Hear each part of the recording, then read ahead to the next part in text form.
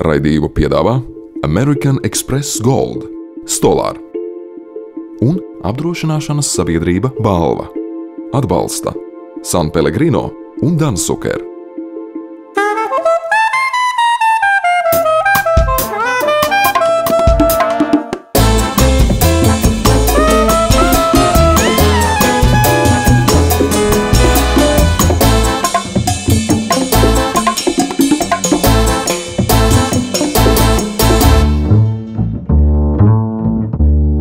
Labrītiņ šo rītiņu, šo pašu rītiņu, no Mārtiņa rītiņa, no Vincenta. Šodien es eju atpakaļ uz manām saknēm. Tās ir grūti pamest, jo 1/3 manu dzīvi es esmu nodzīvojis Anglijā. Tagad ļoti daudz cilvēku brauc uz Angliju, dzīvot, laimi meklēt, strādāt. Es gribu jūs brīdināt to, ko jūs tur ēdīsiet. Viņas ir ļoti tādas neparastas lietas mūsu acīs šeit Latvijā, bet ļoti senas un tradicionālas pašā Anglijā.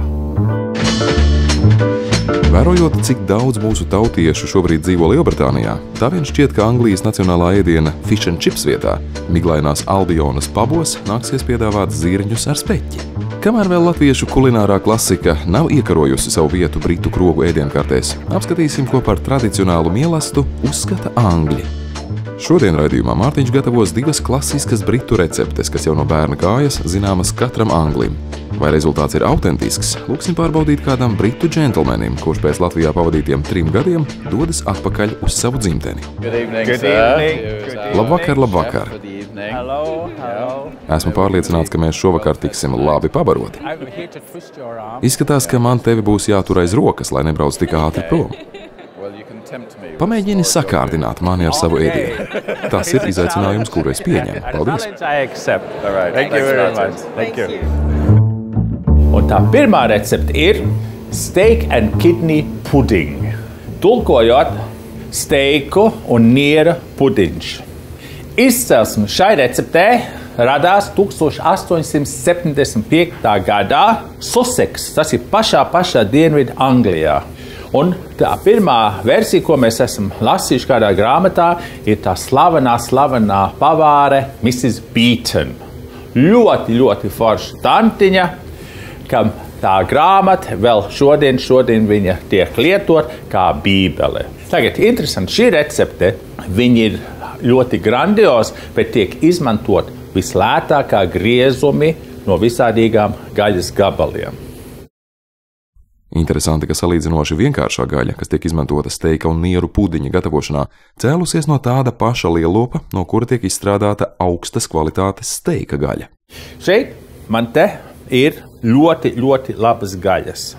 Te ir Wagyu, visdārgākā gaļa pasaulē, no Japānas, kaut cik šī nāk no Austrālijas. Skatieties, viņam fantastiskais marmurs tur iet cauri. Tas labums, kas iedod šai tai gaļai to mīkstumu, tā kā sviestam un to garšu, jo bez taukiem tu nevar dabūt labu garšu.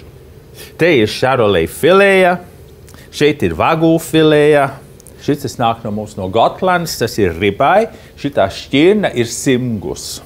Tas ir krustojums Simmentāla un Angus. Angus nāk no Skotijas. Un šeit ir striploins arī no tā paša lopa. Interesanti, no šī paša lopa nāk tas tie 2 gabali. Izcels mēs zinām, no kurienes viņš nāk.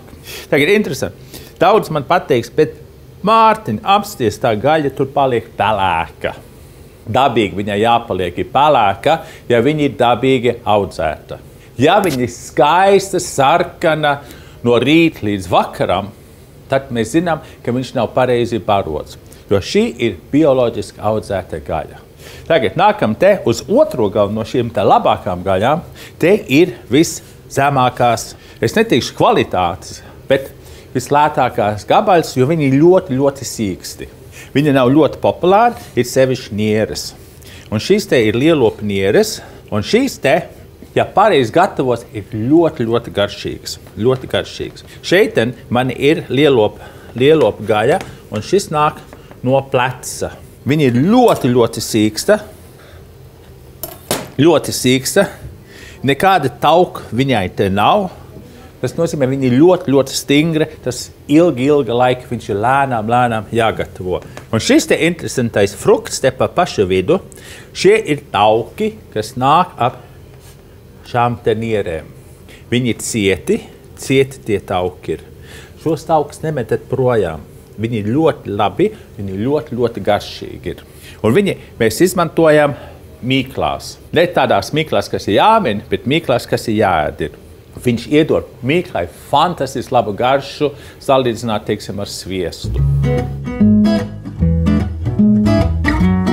27.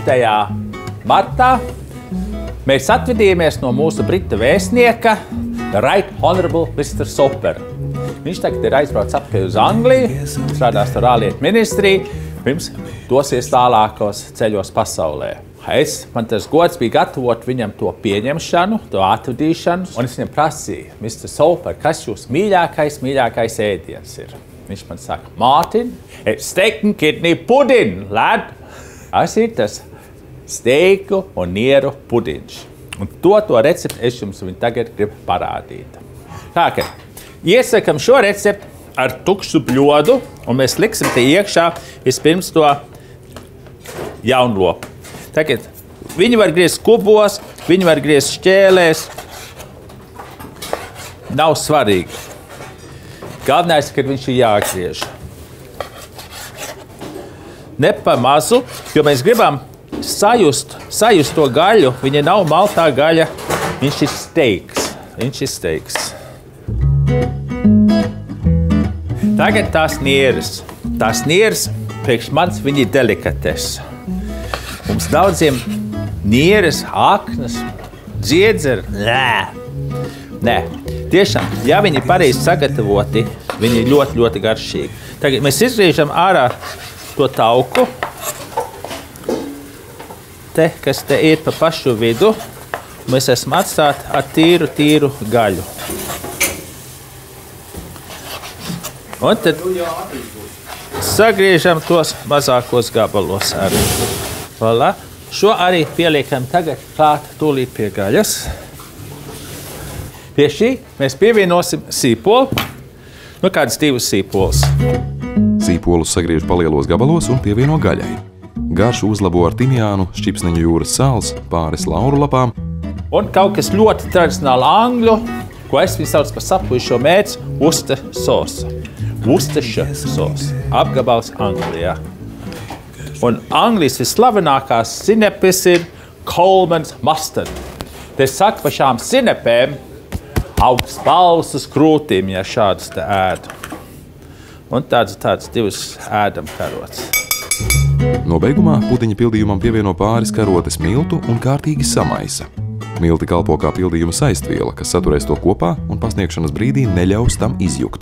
Šitā recepte tiešām ir ļoti, ļoti viegla, tikai jāsameklē to sastāvdaļas, un mēs zinām, ka šādas te lielveiklos nevar atrast, jāiet pie zemnieka, jeb uz tirgu. Tas, lai te paguļ, atpūšās, un mēs tagad gatavosim to mīklu.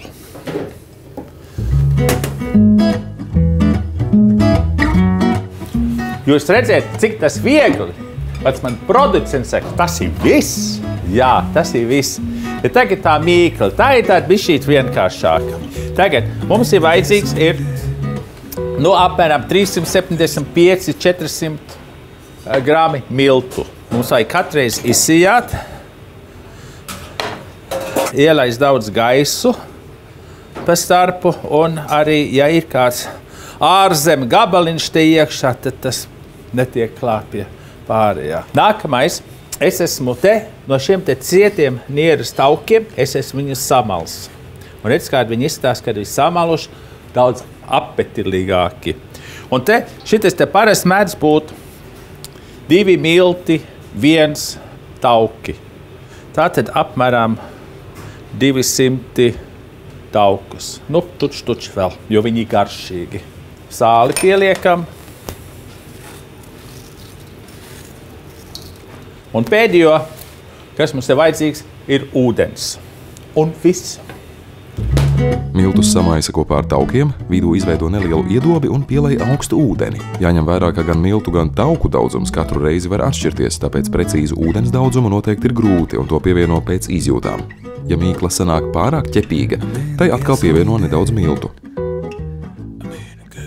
Un tad, kad smuka bumba radusies, ir viss atnākusi no malas, tad mēs varam likt uz dēļa un beigt viņu mīcīt. Jeb sākt viņu mīcīt. Voilà.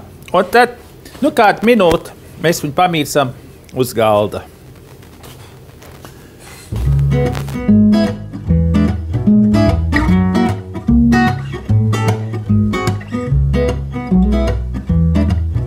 Jo mazāk viņu mīc, jo labāk. Un tā mēdz būt ar visām mīklām. Voilà. Tagad šo smuko bunduli mēs ieliekam plēvē, ietinam plēvē un leduskapī minimāli 1 stundu. Minimāli. Tas nozīmē, tu vari turēt viņu 4 stundas, 8 stundas. Tā. Skaista, smaržīga mīkla. Un voilà, redz, kur ir mana mīkla, ko es esmu jau uztaisījis vakar. Tagad uzkaisam miltus uz galda virsmas. Un spīd un laistās tā mīkla. Un tad vienu tādu trešdaļu mēs nogriežam nost. Tā būs tā cepure. Noliekam to pie malas. Atlikušās 2/3 mīklas nedaudz pamīca un rullē, līdz mīklas aplis pārsniedz bļodas izmērus.